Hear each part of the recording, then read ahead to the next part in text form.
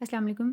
Larynx और trachea के diagnostic words discuss करते हैं। ये मैं अपलोड कर दूँगी इंस्टाग्राम पर, जिसका लिंक यूट्यूब के अबाउट में है। अगर ट्रॉमा की हिस्ट्री या रेस्पिरेटरी डिफ़िकल्टी है, स्ट्राइडर और एडिमा के साथ कोई आ रहा है, तो लेरिंगोट्रेकियल ट्रॉमा का केस है। इसमें यूजुअली आरटीए का ट्रॉमा होता है। अगर एक बच्चा आ रहा है जिसकी उम्र है 2 से 7 साल की और ट्राइपॉड पोजीशन या फॉरवर्ड लीन करके जब वो बैठता है तो ज़्यादा कंफर्टेबल है, फीवरिश भी है अराउंड 101 डिग्री फ़ारेनहाइट या 40 डिग्री सेल्सियस, इंस्पिरेटरी स्ट्राइडर भी है, ड्रूपिंग सलाइवा और डिस्फेजिया भी मौजूद है और सोर थ्रोट की हिस्ट्री है, थंब साइन आपको नज़र आ रहा है, इन्फ्लुएंजा टाइप बी अगर आ रहा होता है तो एक्यूट एपिग्लोटाइटिस या सिन सुप्राग्लॉटिक लेरिंजाइटिस। इसी के कंपैरिजन में एक्यूट लेरिंगोट्रेकियो ब्रोंकाइटिस आ जाता है, जिसमें बच्चे की उम्र 6 मंथ से 3 ईयर ओल्ड तक होती है।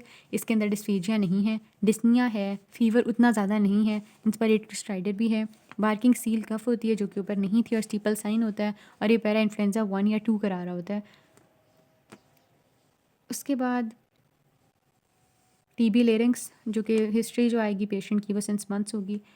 माउस निबल्ड वोकल कॉर्ड और अल्सरेटेड होते हैं, cough, dysphagia, weight loss, weak voice होती है, टर्बन एपिग्लॉटिस के टर्म भी लिखी मिल सकती है आपको और इसके अलावा सिटी स्कैन पर diffuse irregular mucosal thickenings and enhancements.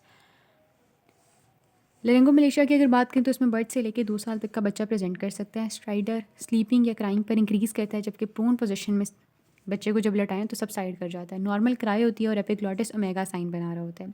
Laryngeal web के अंदर एफोनिया होता है सिंस बर्थ और वीक क्राई होती है और इसके अंदर सटल इरेगुलर वोकल कॉर्ड्स होते हैं और नैरो सबग्लॉटिस मौजूद होता है।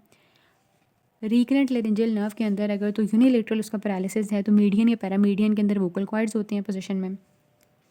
एसिम्प्टोमेटिक उसके अंदर जो रेस्पिरेटरी सिम्टम्स नहीं आते लेकिन वॉइस चेंज होती है।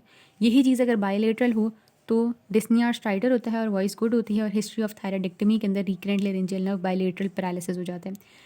सुपीरियर लेरेंजियल नर्व का पैरालिसिस अगर देखें यूनिलेटरल तो उसके अंदर शॉर्ट वोकल कॉर्ड होते हैं, उनकी टेंशन लॉस हुई होती है, flapping of the paralysed vocal cord मौजूद होते हैं, वॉइस वीक होती है, एनेस्थीसिया होता है यूनिलेटरल लेरिंग्स का, स्क्यू पोजीशन के अंदर ग्लॉटिस होता है और पिच वॉइस की रेज नहीं कर सकता वो पेशेंट, यानी वो गा नहीं सकता। सुपीरियर लेरेंजियल नर्व का अगर बायलेटरल पैरालिसिस है तो coughing, choking fits, weak husky voice होती है। अगर दोनों का कंबाइंड है तो कैडावेरिक पोजीशन के अंदर आते होते हैं वोकल कॉर्ड्स और रेस्पिरेशन हो रही होती है, ग्लॉटिक इनकम्पिटेंस है और होर्स वॉइस होती है। वोकल नॉड्यूल, सिंगर नॉड्यूल या स्क्रीमर नॉड्यूल्स में सबसे पहले आपने देखना है कि पेशेंट कौन है। टीचर होंगे, बच्चे होंगे जो कि कुरान पढ़ते हैं, हिफ्ज़ कर रहे हैं, सिंगर्स होंगे, वेंडर्स होंगे, ठीक है। इसके अंदर होर्सनेस होती है महीनों से, vocal fatigue on prolonged phonation, यानी जो पेशेंट होगा वो अननेचुरली लो या हाई टोन में अपनी वॉइस को यूज़ कर रहा है for a longer period of time.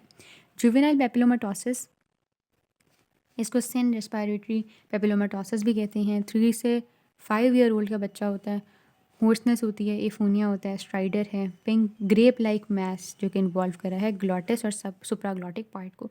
Foreign body अगर है तो सडन वीज होती है, ऑनसेट ऑफ कफ होता है और डिमिनिश्ड एयर एंट्री होती है।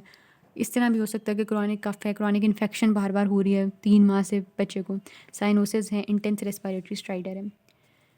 उसके बाद सुप्राग्लॉटिक जो सीए होता है, फिर लेरेंजियल कार्सिनोमा यहाँ से स्टार्ट हो गए हैं। जो जनरल अगर हम कार्सिनोमा देखें तो उसके अंदर सिनेरियो में सिगरेट स्मोकर होता है, हिस्ट्री होती है वॉइस रिलेटेड इश्यूज़ की, होर्सनेस होती है, डिस्फोनिया होता है, डिस्पेजिया होता है और मैस होता है थ्रॉट के अंदर जो कि पार्ट्स ऑफ लेरिंग्स को इन्वॉल्व किए हुए होता है। सुप्राग्लॉटिक कार्सिनोमा अगर देखें तो उसके अंदर थ्रॉट पेन, डिस्फेजिया और ये सारे सिम्टम्स पहले आते हैं, जबकि जो होर्सनेस है वो बाद में होती है। जबकि ग्लॉटिक वाले के अंदर पहला साइन ही होर्सनेस वाला होता है। और सब ग्लॉटिक में अगर देखें तो इसमें से स्ट्राइडर और लेरेंजियल ऑब्स्ट्रक्शन होती है, जबकि अगर हॉर्सनेस हो रही है तो इसका मतलब है कि स्प्रेड कर चुका है कैंसर, ठीक है। अब इसमें ना जो इसका कैंसर वाला है उसमें डिपेंडिंग अपॉन कि कौन सी सब साइट इन्वॉल्व है, ये वाली चीज़ ऐसे हो सकता है कि वो क्वेश्चन में मेंशन कर दें कि रेटिनॉइड्स इन्वॉल्व हैं, सुप्राहायोइड एपिग्लॉटिस इन्वॉल्व है, तो फिर आपने समझ जाना है कि सुप्राग्लॉटिक पोर्शन की बात हो रही है। ग्लॉटिस के अंदर true vocal cords, interior posterior commissure, sub glottis के अंदर sub glottis up to the lower border of cricoid cartilage, ये होता है। इसके अलावा मैंने आपको लेरेंजियल नर्व का थोड़ा सा दिखाना था यहाँ से। ये बेसिकली ना अगर इस तरह कर लें तो इट्स ईजी टू लर्न कि आपने कोई भी आपको पता लग गया लेरेंजियल नर्व पैरालिसिस का सवाल है तो आपने देखना है कि साइड यूनिलेटरल है या बायलेटरल, उन्होंने सवाल में बताया होगा, ठीक है। नहीं वेट, हमें बताना होता है यूनिलेटरल या बायलेटरल है। सो यहाँ से शुरू करना है हमने। वोकल कॉर्ड का हम सबसे पहले स्टार्ट करेंगे, हम देखेंगे वो किस पोजीशन में है सवाल में जो बताया हुआ है।